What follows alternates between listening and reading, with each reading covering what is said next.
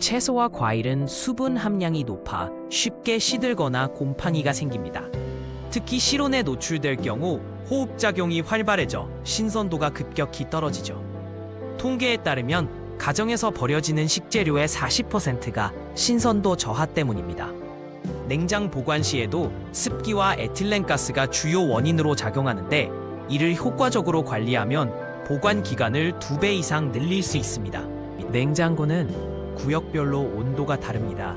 일반적으로 냉동실은 마이너스 18°C, 냉장실 상단은 3°C, 하단은 5°C, 채소 수납칸은 7°C 정도로 유지됩니다. 채소류는 대부분 0°C에서 최적의 신선도를 유지하므로 상단에 보관해야 합니다. 반면 감자, 마늘 등은 7°C의 채소칸이 적합합니다. 온도계를 활용해 구역을 확인하면 식재료별 최적의 위치를 선택할 수 있습니다. 채소의 신선도 유지 핵심은 적정 습도 유지입니다. 상추, 시금치 등 잎채소는 키친타올로 감싸서 밀폐 용기에 보관하면 일주일 이상 신선하게 보관 가능합니다. 실험 결과 이 방법으로 일반 보관 대비 73% 더 오래 신선도를 유지했죠. 버섯류는 종이백에 담아 습기를 흡수시키고 오이는 단독 보관해야 합니다. 습기 조절만으로도 채소 폐기량을 크게 줄일 수 있습니다. 사과, 바나나, 아보카도는 에틸렌가스를 다량 발생시켜 주변 채소를 빨리 상하게 합니다. USDA 연구에 따르면 에틸렌에 노출된 브로콜리는 3일 내에 황변합니다. 반대로 감귤류는 에틸렌에 강하죠. 냉장고 내부에 에틸렌 차단 팩을 두거나 발생 과일과 민감한 채소를 다른 칸에 보관해야 합니다. 특히 베리류는 완전히 분리 보관할 때 신선도가 50% 이상 향상됩니다.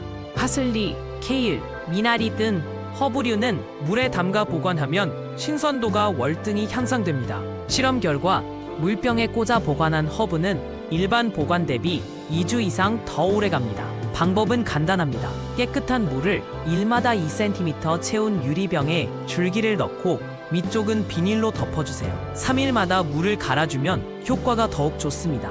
이 방법으로 식재료 낭비를 60%까지 줄일 수 있다는 연구 결과도 있습니다.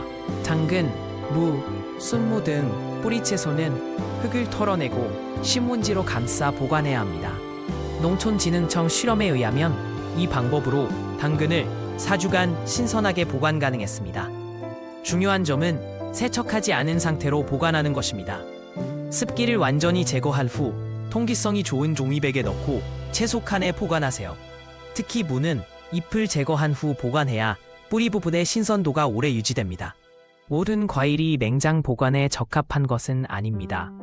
토마토, 감, 바나나는 12에서 15도리가 실온에서 보관해야 본연의 맛을 유지합니다. USDA 연구에 따르면 7대5 이하에서 보관한 토마토는 향기 성분이 65% 감소합니다. 단, 완전히 익은 과일은 냉장고에 넣어 신선도를 연장할 수 있습니다. 직사광선을 피해 서늘한 공간에 두고 에틸렌 발생 과일은 다른 과일과 떨어뜨려 놓는 것이 중요합니다. 대부분의 채소와 과일은 보관 전 세척하지 않는 것이 원칙입니다. 특히 버섯은 물기를 완전히 제거해야 일주일 이상 보관 가능하며 딸기는 먹기 직전에 헹구는 것이 좋습니다.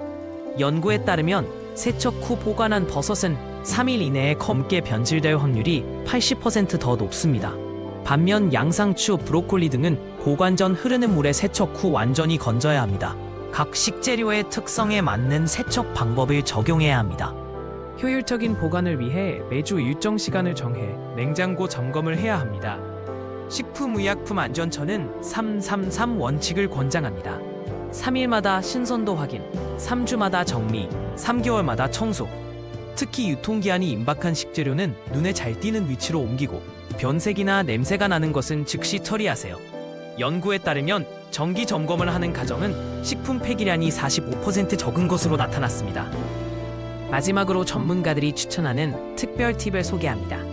첫째, 포도는 줄기에서 떼어내지 말고 비닐팩에 넣어 보관하면 3주까지 신선도 유지 가능합니다.